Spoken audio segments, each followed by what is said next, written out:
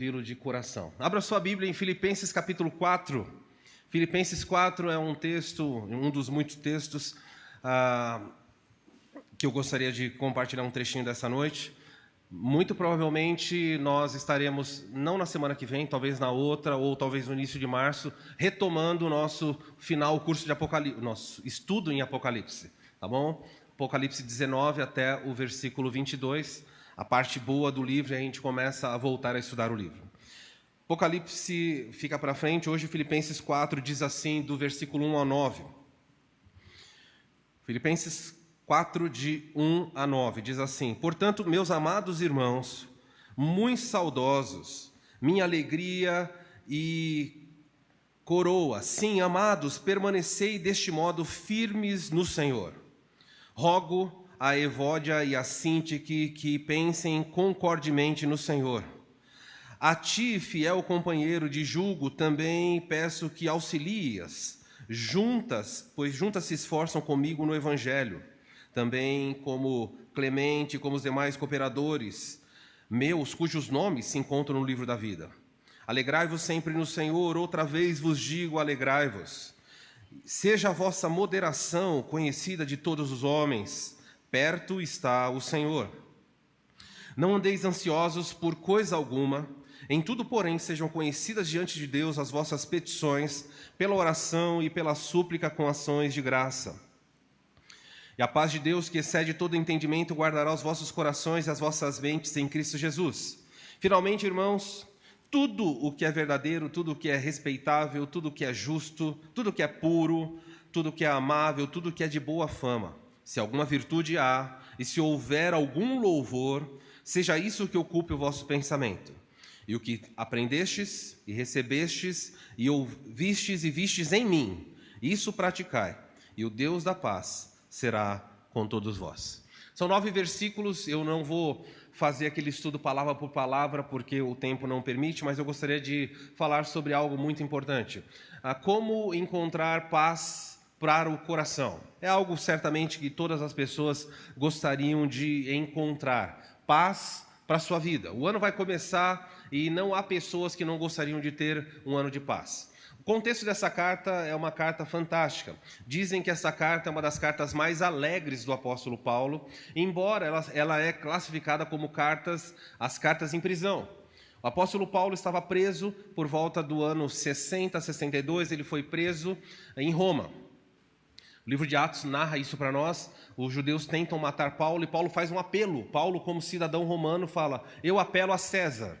E isso deu a ele o direito de sair de Jerusalém, sair das mãos dos judeus, que certamente o matariam, e ser levado pelos soldados romanos até o império e ser julgado lá pelo próprio César. Esse era um direito do cidadão romano e Paulo tinha esse direito por ser dessa forma um cidadão. Paulo, então, está preso e lá nesse presídio ele vai desfrutar, um presídio, a princípio, não estava sendo julgado ainda, então até aguardar o julgamento ele ficou numa casa e ele desfrutava de certos benefícios enquanto estava lá. Então aí, o apóstolo Paulo teve 2 prisões ao longo dessa jornada aí em Roma. 2 vezes ele ficou preso em Roma, teve outras prisões, ele ficou em Filipos, mas em Roma 2 vezes. A primeira, aproximadamente entre o ano 60 e 62 depois de Cristo, quando ficou numa prisão domiciliar vigiada.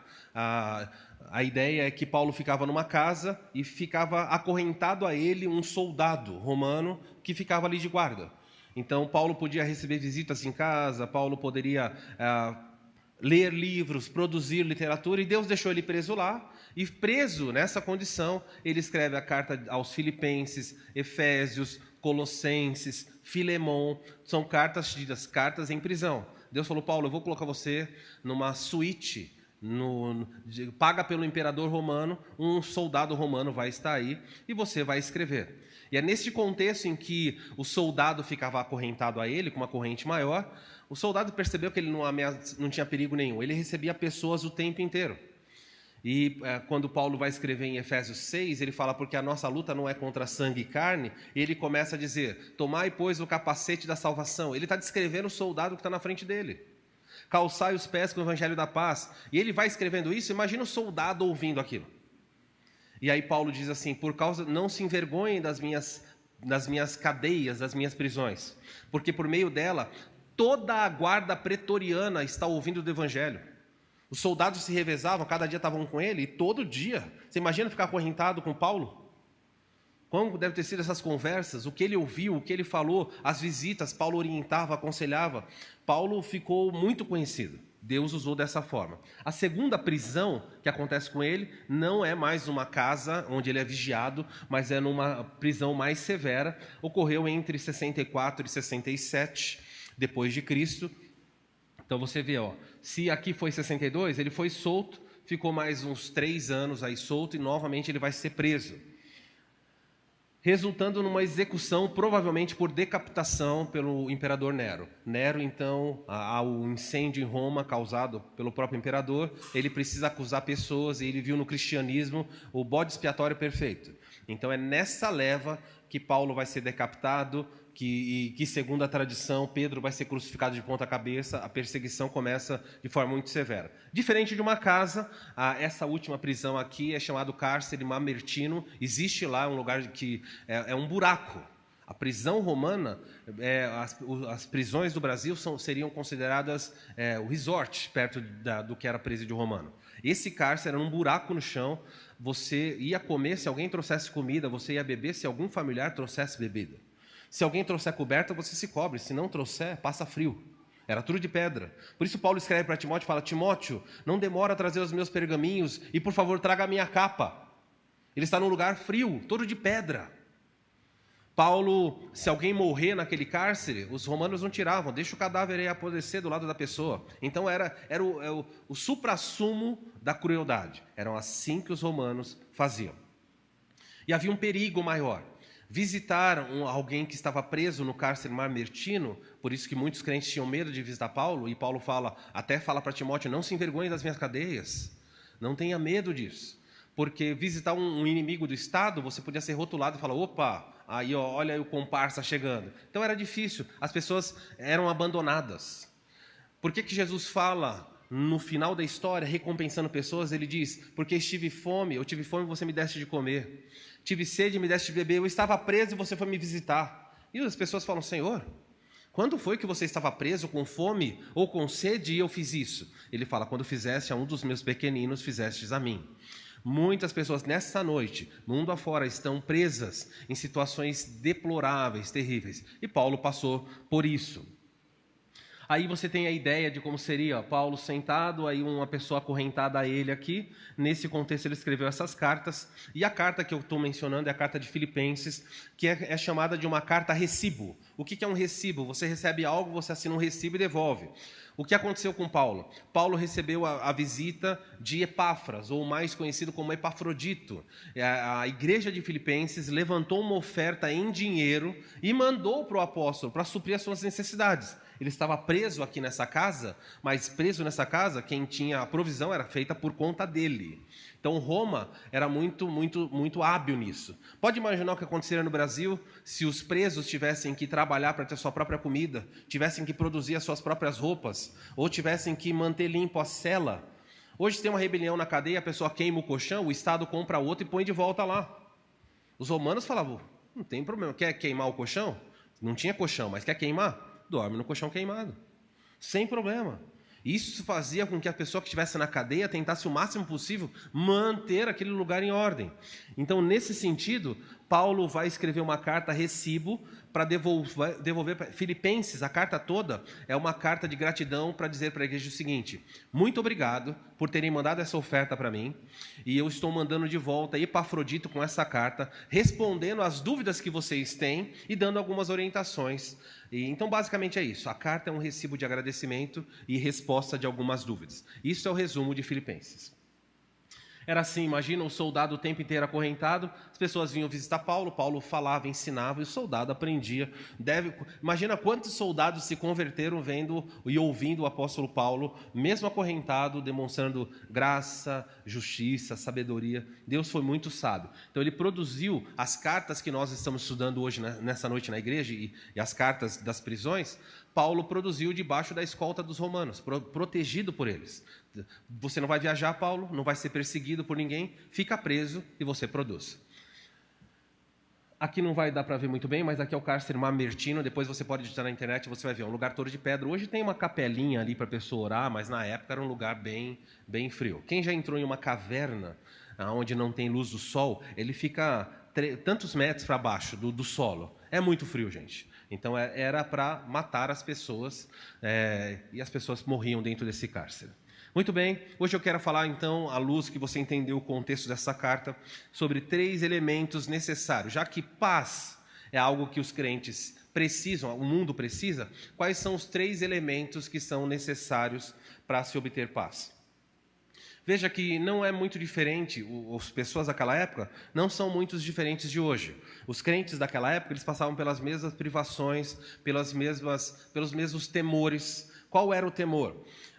Os crentes eram acusados dentro do império de serem espiões, inimigos do Estado, porque eles adoravam, ou os romanos acusavam eles, os judeus principalmente, os crentes são inimigos porque eles adoram outro rei. E o fato deles crerem em Jesus e chamar Jesus de rei, para os romanos era inimigo, porque não há outro rei que não César. Então os crentes ficavam apavorados, porque ser preso como cristão era ser punido e sentenciado à morte. César mandava, uma vez por ano, todo cidadão, romano ou não, que estivesse dentro do império, tinha que ir até um lugar, lá um altar, dentro dos lugares determinados, pegar um pedacinho de incenso e queimar no fogo e falar em voz alta diante das pessoas que estavam ali, do soldado, César Kyrios. César era o imperador e Kyrios é a palavra grega para senhor. Então você tinha que pegar um papel, colocar no fogo e falar, César é o Senhor. Se você fizer isso uma única vez no ano, pode sair dali e praticar seu cristianismo tranquilamente. Pode amar a Jesus, servir a Jesus, você não vai ser perseguido. Só serão perseguidos os crentes que não chamarem César de Senhor. E qual era o problema do cristianismo? Ele fala, Jesus é o único Senhor. Então os crentes falavam, eu não posso fazer isso. Vamos perseguir e vamos matar. Então os crentes perdiam a propriedade, perdiam os filhos, eram vendidos como escravos, e eles, diante desse cenário, o coração deles vivia angustiado, com medo de a qualquer momento serem atacados. Não é muito diferente de hoje, os problemas mudaram, mas os crentes também continuam sendo perseguidos, passando por problemas. Do versículo 1 ao 4, Paulo vai dizer, portanto, meus amados irmãos, muito saudosos, e aí ele vai começar a falar, fiquem firmes no Senhor, ele vai encorajar a igreja em Filipos, dizendo para eles, fiquem firmes no Senhor. A igreja a que recebe essa carta, a igreja de Filipenses, é a primeira igreja do mundo, da Europa, ok? Paulo sai da Grécia, sai da Turquia, sai da região ali da Ásia, ele vai para Filipos e ele vai encontrar uma mulher chamada Lídia, na beira de um rio. E essa mulher convida ele para casa, e aí uma pequena igreja vai se iniciar ali. Então a primeira conversão do mundo na Europa é de uma mulher chamada Lídia, que era vendedora, que nasceu na cidade de Tiatira, ou trabalhava na cidade de Tiatira. A igreja em Filipos começa, os homens em Filipos são prejudicados, os enganadores, porque tinha uma mulher que era uma pitonisa, uma adivinha, ela previa o futuro, por meio de um demônio. Um demônio de adivinhação habitava aquela mulher e a mulher fazia prognósticos. Ela revelava, fazia revelações. Não muito diferente de hoje em dia. Até mesmo dentro de igrejas há demônios fazendo revelações. E essa mulher andava todos os dias atrás de Paulo e ela dizia, olha, esses homens, e aí falando tanto de Paulo e de Silas, dizendo, esses homens são servos de Deus, escutem ele. E ela fez isso 1, 2, 3, e Paulo estava irritado com isso. Paulo não queria associação com essa mulher. Então Paulo virou e ordenou ao espírito demoníaco que estava naquela mulher, dizendo assim, em nome de Jesus, saia dela. E o espírito saiu. O demônio foi embora. E a mulher perdeu a sua capacidade de adivinhar, fazer os seus prodígios de adivinhação. O dono dela, porque ela era uma escrava, ficou muito bravo porque perdeu o lucro, fonte de dinheiro. Acusou Paulo e Silas foram presos, sem julgamento, foram levados por cárceres na cidade de Filipos e foram açoitados. E depois de serem muito açoitados, estarem feridos, por volta da meia-noite, os dois começam a cantar e louvar a Deus. E a história vem, caminha aí, não dá para contar tudo. Um terremoto vem e as celas se abrem, o carcereiro, pensando que os presos fugiram, tentou se matar. Paulo falou, não faça isso, ninguém fugiu, nós estamos aqui. Então é nesse contexto que a igreja em Filipos vai ser protegida, porque Paulo consegue agora ter as autoridades na mão. Porque Paulo manda chamar os juízes e fala assim, é certo espancar um romano sem ter julgamento? E não era permitido no império. Tocar num romano sem julgamento, quem bateu nele era sentenciado à morte. Quem deu a ordem para bater era sentenciado à morte. Então ia morrer todos os juízes, iam morrer os soldados. E Paulo chama eles, e eles, por favor, Paulo, vai embora daqui. E provavelmente por causa de Paulo dizer, eu vou embora, mas não mexa com essa igreja, a igreja em Filipos vai crescer. Paulo aceita apanhar para trazer proteção para aquela igreja. Essa igreja manda sustento, Epafrodito traz a carta de volta, e aí Paulo vai dizer assim, irmãos, fiquem firmes no Senhor. Eu estou preso, mas vocês não podem desanimar. No versículo 2, estava tendo um problema dentro da igreja, um problema comum. Rogo a Evódica, eu estou pedindo a Evódia e a Sínteque que pensem concordemente do Senhor. Tinham duas irmãs da igreja que por alguma razão não estavam se bicando. Eu não sei se dá para fazer um paralelo ou se dá para fazer algum tipo de ranking. Quem briga mais dentro da igreja? Se são homens que brigam com homens ou se mulheres brigam com mulheres. Aí você fica ao seu critério, não aponta, não olha, só pensa na sua cabeça. Mas lá tinham duas irmãs que trabalharam com Paulo, mas não estavam se entendendo e começaram a brigar. O apóstolo Paulo na cadeia tem que parar e escrever uma carta. Por favor, peça que Evódia e Sínteque se entendam. Que elas trabalhem junto no Senhor, que elas não vivam dessa maneira. Ou de fato os crentes devem viver em harmonia, não devem ficar brigando. Verso 3, a ti, fiel companheiro, também peço que as auxilie, porque juntas se esforçaram comigo. Aí Paulo começa a dizer, não só elas, mas a outras pessoas, Clemente e outros cooperadores, cujos nomes se encontram no livro da vida. Então Paulo vai agradecendo, obrigado, mas faça com que a igreja se pacifique. Versículo 4, Paulo diz para a igreja, alegrem-se sempre.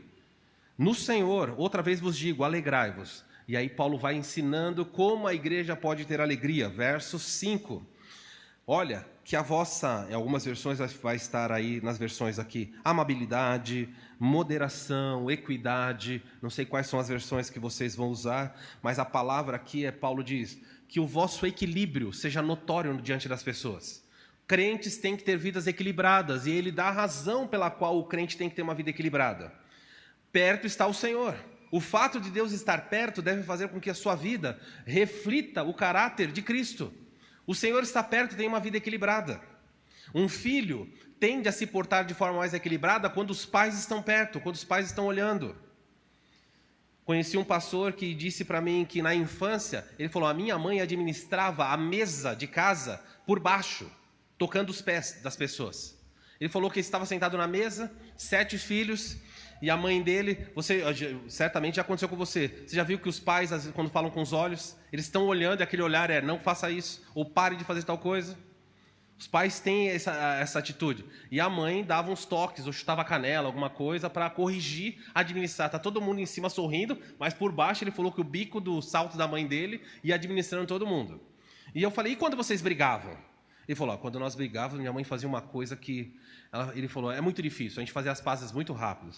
Eu falei, conta. Ele era professor no seminário. Ele falou, minha mãe fazia um prato de sopa. Eu falei, e daí? Anota aí. Gleibson, os que têm filhos aí, brigou, solução, um prato de sopa. Eu falei, qual é o problema com o prato de sopa? Ela falou, era colocado o prato de sopa, uma única colher, e os 7 filhos tinham que comer junto. Comia, passava para o outro. Comia, passava para o outro. Até se acertarem. Alguém me perdoa, já queria sair dali. E várias vezes, não sei se os filhos muitas vezes têm isso, não bebo no mesmo copo, não pego o mesmo talher, e eles tinham que todo mundo tomar na mesma colher. E ele falou assim, meus irmãos eram tão terríveis, que alguns pegavam a colher, e não vou bagunçar o seu estômago, faziam algumas coisas e passava a colher para o do lado. E o outro falava, é? Ia piorando. O último lá já estava falando, Senhor, nas tuas mãos entrego o meu espírito, porque olha o jeito que está vindo aqui. terrível. Quem sabe o que é viver em irmãos, suficiente para você entender em que Paulo está dizendo. Tenha uma vida equilibrada porque o Senhor está perto. E é isso. Diante desse cenário, Paulo vai apresentar aqui 3 elementos necessários para que a paz, a alegria reine na vida de alguém. Bem simples, não é difícil de entender. Primeira coisa que Paulo vai dizer, quais são os elementos necessários. Verso 6, Paulo diz assim: não andeis ansiosos de coisa alguma, em tudo, porém, sejam conhecidas diante de Deus as vossas petições, pela oração e pela súplica com ações de graças. Paulo diz, quem quer ter paz no coração, não importa qual seja a circunstância, primeira coisa que você tem que ter é orar. Nós não desfrutamos de paz porque nós não oramos. Paulo diz assim, não andeis ansiosos de coisa alguma. Ansiedade, tecnicamente falando, ansiedade não é pecado. Pecado é viver ansioso. O próprio Jesus, em um certo momento, ele fala assim, quando vai falar da última ceia, fala assim, quanto ansiei por esse dia. Podemos dizer que Jesus pecou? Ele falou, eu estava ansioso por tomar essa última refeição com vocês.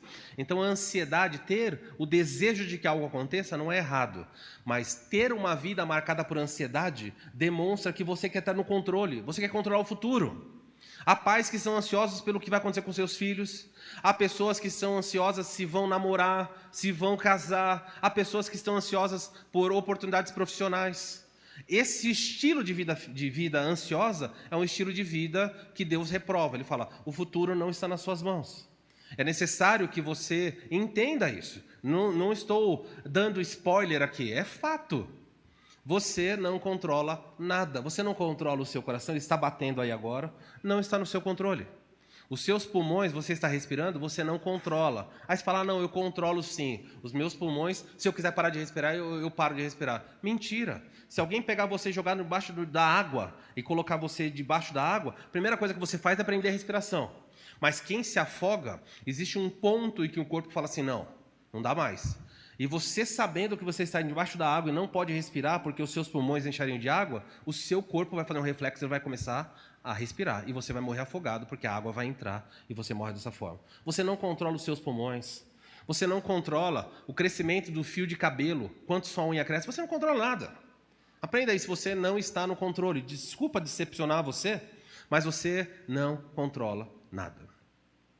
E o fato de nós não controlarmos e queremos controlar, gera em nós ansiedade. E aí Paulo diz o seguinte, claramente, não andeis ansiosos de coisa alguma. Por que ele diz isso?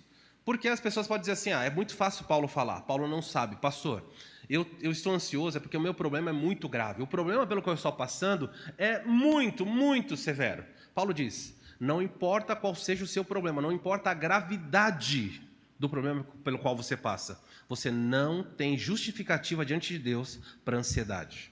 Porque Deus está no controle. Ele pode mudar situações no instante. E ele diz, você não pode ficar ansioso, então ter uma vida ansiosa é pecado? Ele não escreveu isso aqui. Mas o fato é que o texto grego é escrito no imperativo. Ele fala, não andeis. Ele dá uma ordem. E quem não obedece uma ordem, peca por desobediência. Essa é a questão. Deus quer que você ore. Ele fala assim, em tudo, em todas as coisas, sejam conhecidas diante de Deus. Seja conhecida, não é que Deus não sabe. Deus, Paulo diz, você tem o dever, agora é dever, não é responsabilidade, o dever de levar a Deus as suas petições. Ele sabe, mas Ele quer que você fale.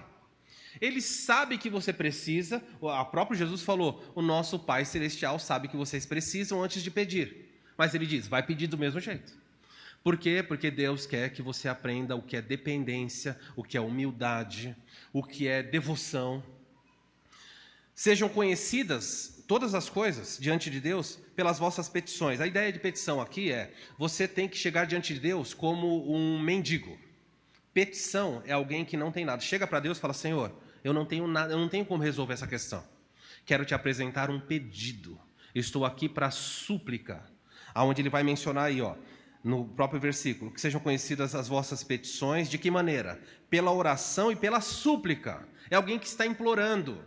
Nenhum lugar na Bíblia é ensinar os crentes a ordenarem nada para Deus.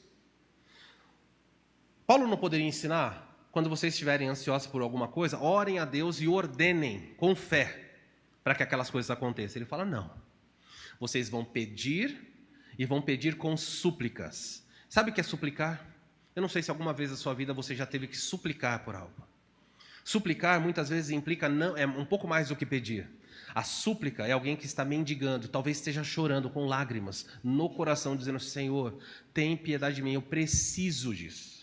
Por favor, eu não sei o que fazer. Eu tenho que tomar uma decisão agora, nesse instante.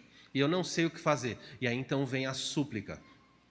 Na Bíblia, súplica aparece quando uma pessoa está diante de um problema imediato, não dá tempo de elaborar nada. Pedro fala, Senhor, se tu és o homem que vinha andando sobre as águas, e Pedro falou, se você é Jesus, manda eu ir ter contigo. E Jesus falou, ok, venha Pedro. E Pedro sai do barco e começa a pisar sobre as águas não ficaram duras, as águas continuavam se movimentando, não mudou a substância, o estado da água. Pedro andou sobre as águas enquanto as águas se mexiam. Na cabeça de Pedro não fazia sentido, porque ele falou, eu piso, a água continua tendo o estado de água, mas eu não estou afundando.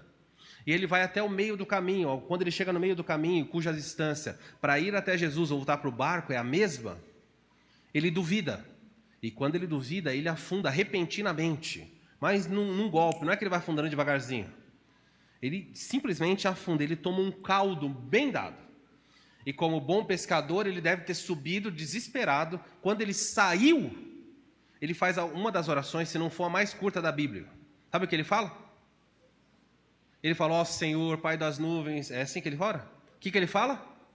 Salva-me. Isso é súplica. Salva-me. E Jesus pega ele pela mão, levanta ele e vai andando para o barco. E vai falar, Pedro, por que você duvidou? Você já suplicou diante de Deus? Você já chegou para ele e falou, Senhor, eu preciso. Muitas vezes a ansiedade, ela se aloja no coração e ela não é resolvida, porque nós não fazemos o remédio que Deus dá. Sejam conhecidas as vossas petições pela oração e pela súplica, e ele termina, com ações de graças. Mas espera aí, como é que eu suplico com ações de graças? Como assim? Ele fala assim, o crente que consegue ter paz no coração é o crente que leva a Deus todas as suas petições. E quando chega diante de Deus, ele suplica por algo. E mesmo antes de receber, ele agradece. Muito obrigado, porque eu sei que tu cuidarás de mim. Muito obrigado, porque eu pude fazer o meu pedido. Gente, a gente não tem que agradecer só quando recebe.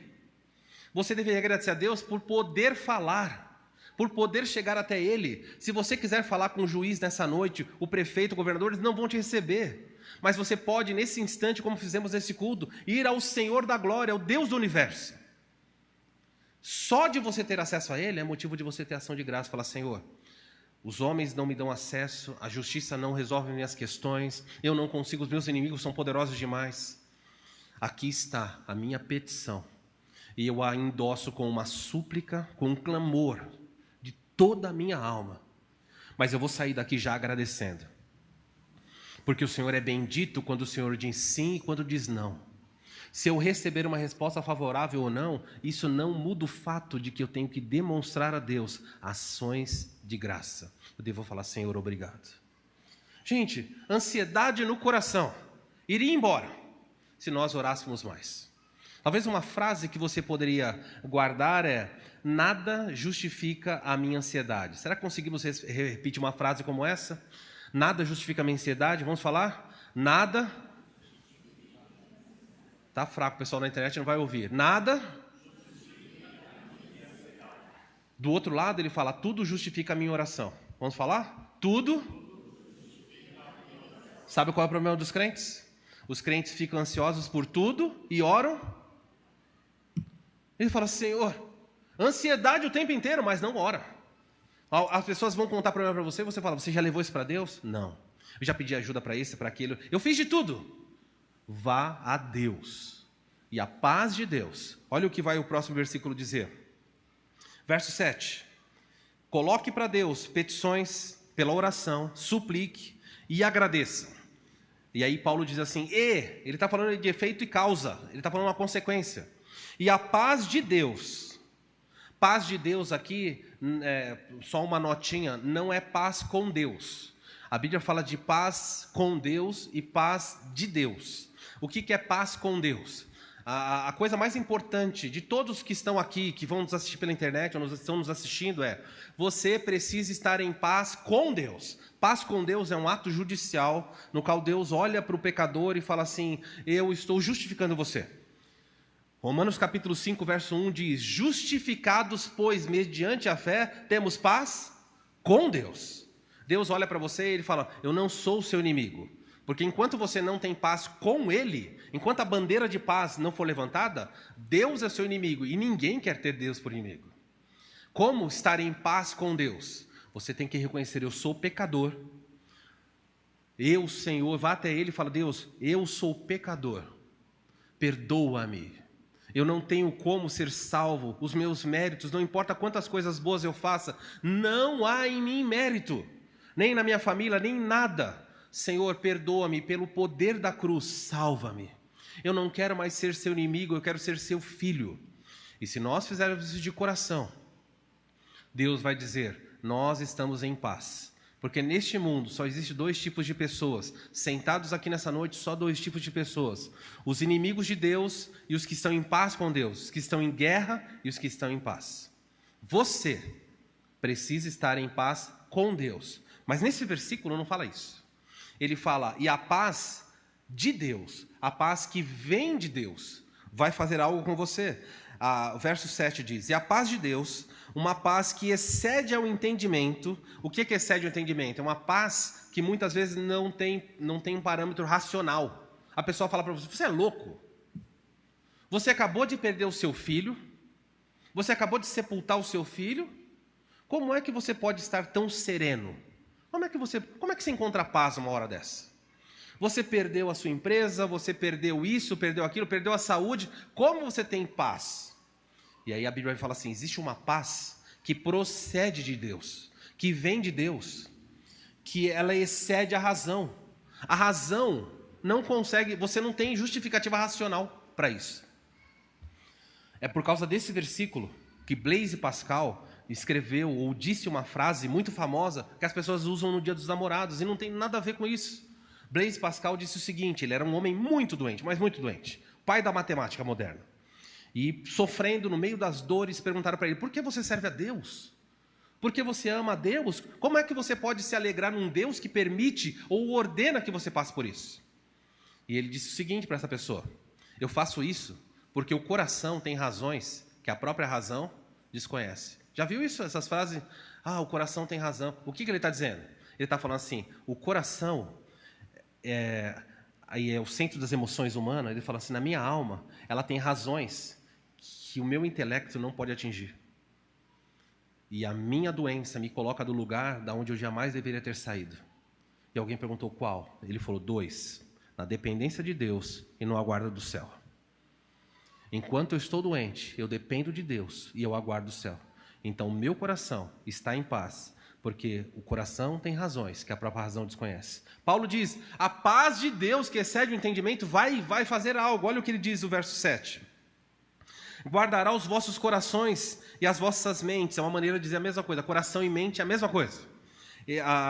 Guardará o seu coração e mente em Cristo Jesus. A palavra guardar, Paulo está dizendo o seguinte, se você orar, pedir, suplicar e agradecer, Deus vai trazer sobre você uma paz que a sua mente não é capaz de atingir. É uma paz sobrenatural. Não é uma paz de uma conversa entre dois amigos, falando, fique tranquilo. É uma paz que você fala, não sei, eu estou confortado. Há uma paz que veio sobre mim. Uma paz realmente sobrenatural. E ele fala que a paz de Deus guardará. A figura de guardar é a figura de um soldado armado que faz guarda, que fica na porta. Em outras palavras, o que ele está ensinando, a grosso modo, é isso aqui. Se você orar, se você colocar diante de Deus pedidos e súplicas e agradecer a Deus, Deus vai colocar uma guarda na frente do seu pensamento. E quando vierem pensamentos de dúvida, de medo, essa guarda armada não permitirá que isso entre. Por isso que ele fala assim, e a paz de Deus guardará o seu pensamento e guardará a sua mente. Há pessoas que estão desesperadas, que estão apavoradas, e outras que estão serenas, no mesmo de uma mesma situação. Quem já assistiu o filme Titanic, talvez tenha percebido um pouquinho disso aí. Embora ali tenha um pouco mais de fantasia, mas uma parte é real. O navio está afundando, algumas pessoas estão correndo, pulando do navio desesperadas, mas tem um grupo de músicos tocando mais perto que ele está. Faz sentido isso para você? E o pessoal fala, esses músicos, essa pessoa é doida, música para morrer. E eles estão tocando. Mais perto quero estar, meu Deus, de ti. Ainda que seja a dor que me una a ti. Faz sentido isso para você? Como você classificaria alguém assim, que em face da morte está tocando violino? Um hino. Você chamaria do quê? Vamos internar esse louco. Paz que excede o entendimento. Quer ter paz no coração? Primeira atitude é orar. Ah, pastor, eu não gosto de orar. Não espere por paz. Não espere por paz. Não haverá paz no seu coração se você não ora. Se você ora pouco, ou se você não ora, é hora de você começar a orar. Sabe como você aprende a orar? Lendo bons livros assim? Você aprende a orar orando. Você vai até Deus e fala, Senhor, não sei orar, ensina-me a orar. E Ele ensina. E Ele é bondoso com isso. Pessoas oram mais na dor ou na alegria? A dor nos leva a orar mais. E eu espero que você não precise aprender na dor, mas ore, ore, ore, peça, suplique e agradeça. Esse é o remédio. Porque se você não fizer isso, o outro remédio chama-se Rivotril. Não é errado tomar esse remédio. É possível você ter uma necessidade física real, um médico ter que prescrever e você tomar.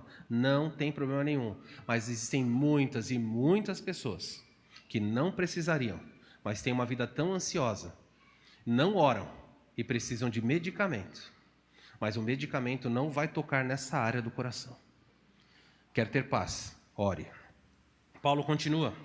Verso 8. Finalmente, irmãos, Paulo vai dar a segunda característica de você ter uma vida de paz.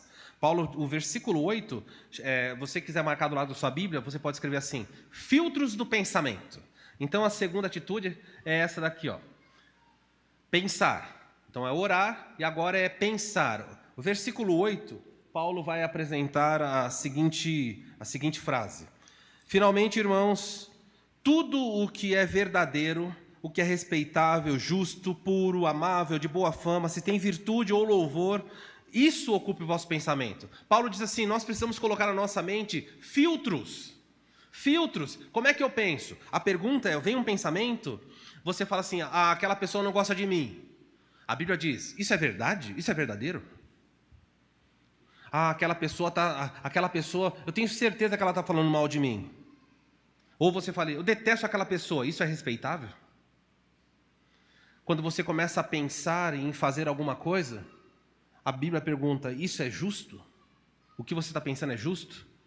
Esse seu pensamento, essas coisas que você está elaborando, é puro? É amável? Tem virtude aí? Porque se isso não encher o seu pensamento, você sabe que nós somos uma máquina, o nosso corpo reage a você, ouça bem, você é fruto do que você pensa. E o que você pensa é alimentado pelo que você vê e pelo que você escuta. Vou repetir. Você, o seu corpo, a sua vida, é fruto do que você pensa. É por isso que o homem mais sábio do mundo, movido pelo Espírito Santo, disse, acima de todas as coisas, de tudo na vida que você deve guardar, guarde os seus pensamentos, porque é daí que procedem as decisões da vida. Está vendo aqui? A ansiedade, ela produz pensamentos errados, suspeitas, coisas terríveis.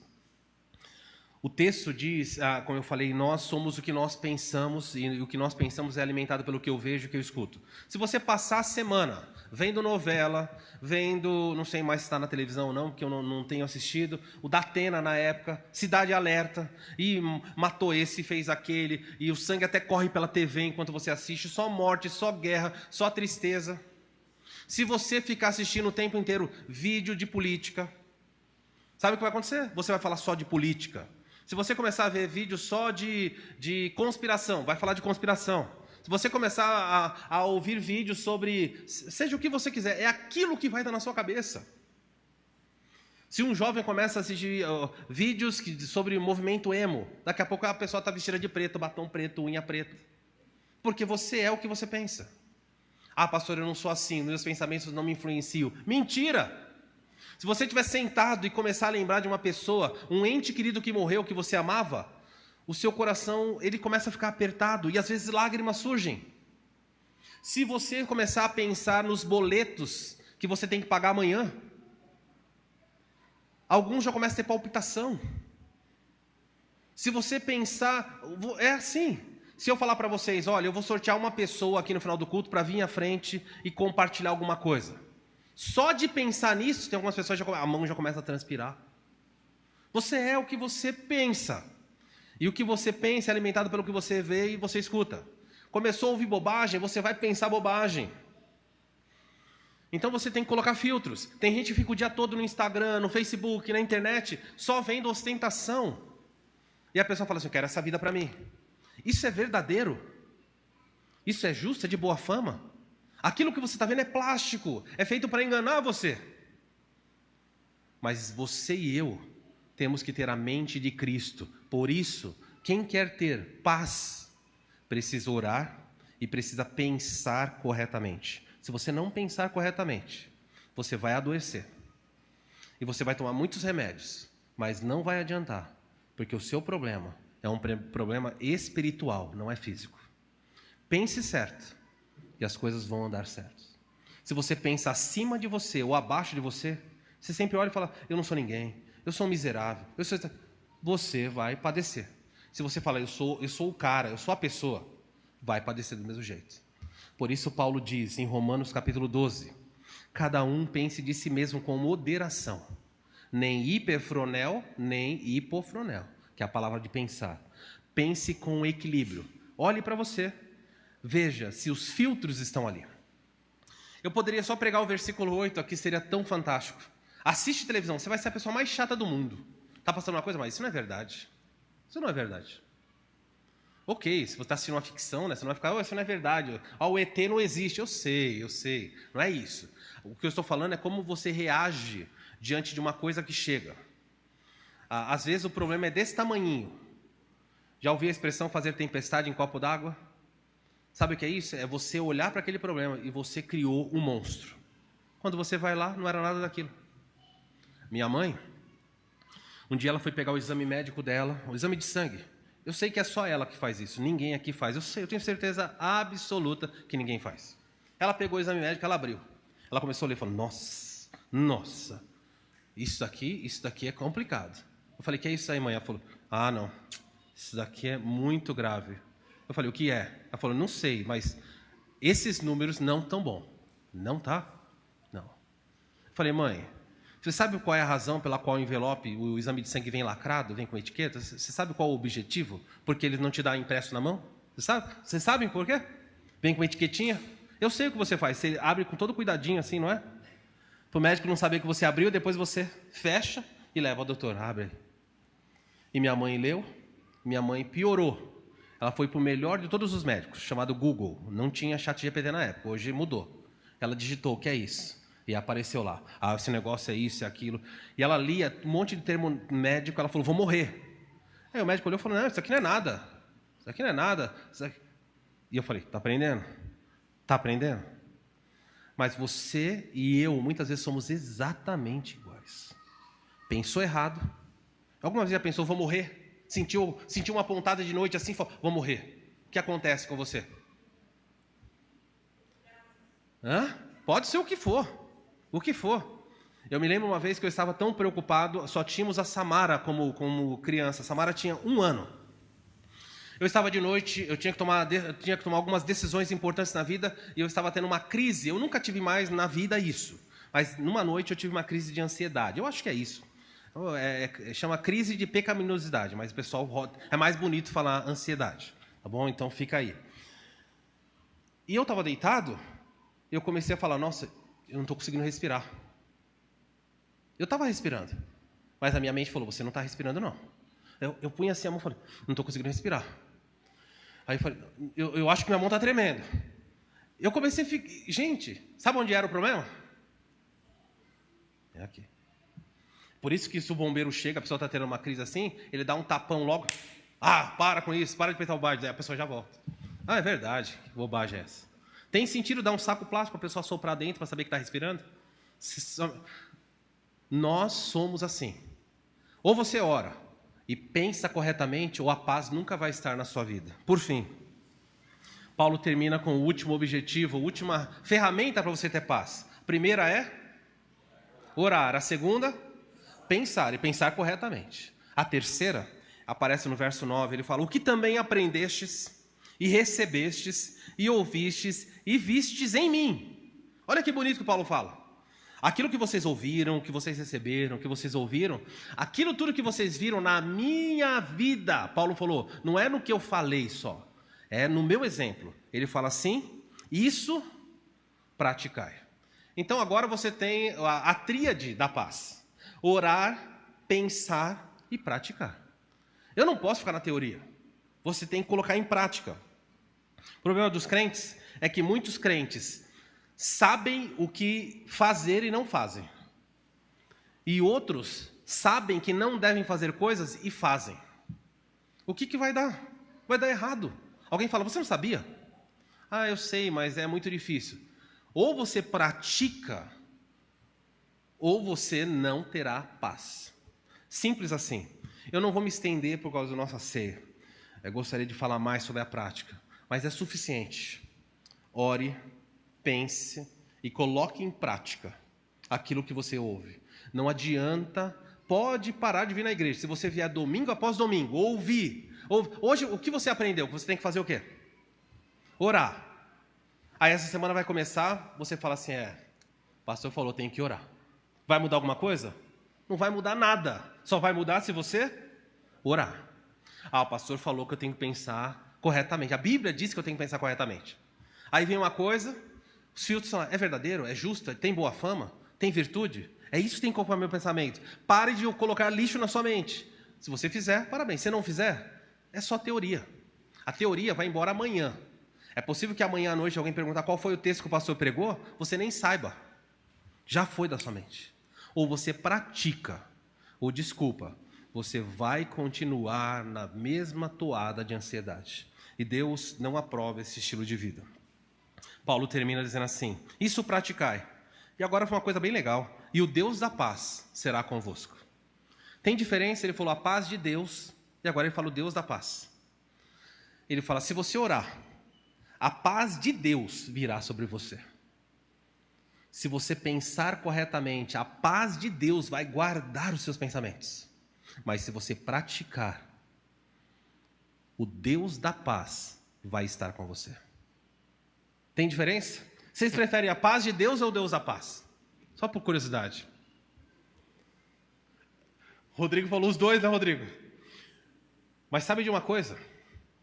Se nós tivéssemos que escolher, é melhor andar com o Deus da paz, mesmo que eu ainda esteja assustado. Quando Deus diz para Moisés, Moisés, vá, eu não vou mais com vocês, mas vou mandar meu anjo. E Moisés falou, por favor, se o Senhor não vai conosco, nos tira aqui.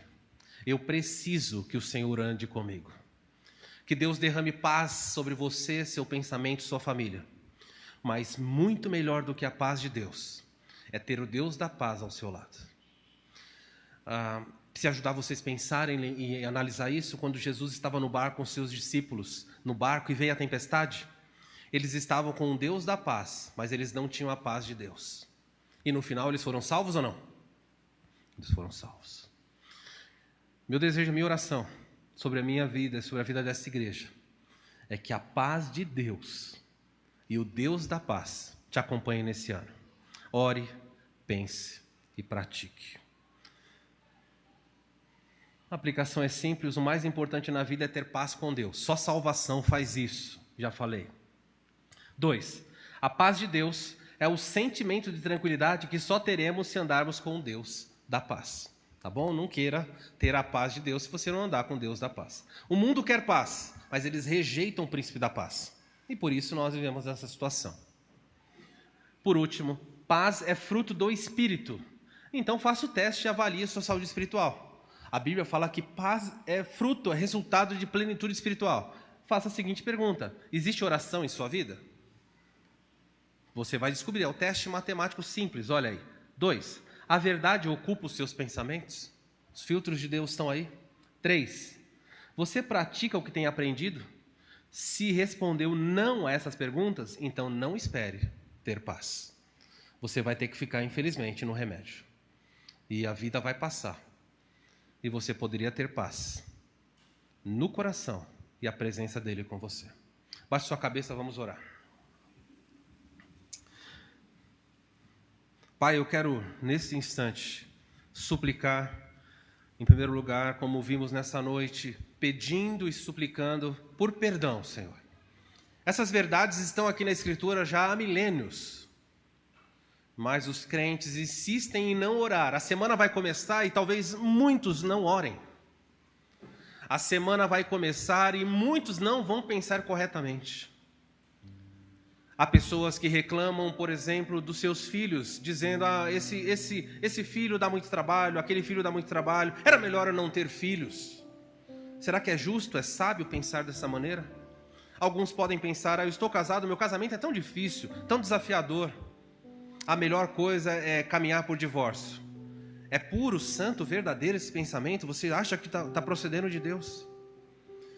Deus me abandonou, porque afinal de contas eu estou doente. Deus me abandonou porque eu não consigo o emprego que eu quero, eu não consigo o relacionamento que eu almejo. Os meus alvos não são concretizados. Eu sou o pior, Deus me abandonou. Você acha que isso tem boa fama, tem virtude? Ocupe, Senhor, traga os pensamentos do céu sobre nós. Mas para isso é necessária a prática da verdade. Que nós possamos desligar mais os nossos celulares, os nossos televisores, que nós possamos ocupar a nossa mente com leitura de bons livros, principalmente com a leitura da palavra, que possamos ouvir músicas que nos levem à sua presença, não o lixo que é oferecido tantas vezes. Deus, até quando nós vamos viver assim, só na teoria?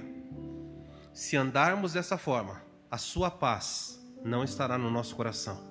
Por isso, nessa noite, nos leva ao arrependimento e nos leva a uma mudança de postura diante de Ti. Vamos terminar o nosso culto, Senhor, nesse instante, com a sua ceia. Mais uma vez, obrigado pelo sacrifício de Cristo na cruz. Obrigado pelo perdão dos nossos pecados. Muito obrigado, Senhor.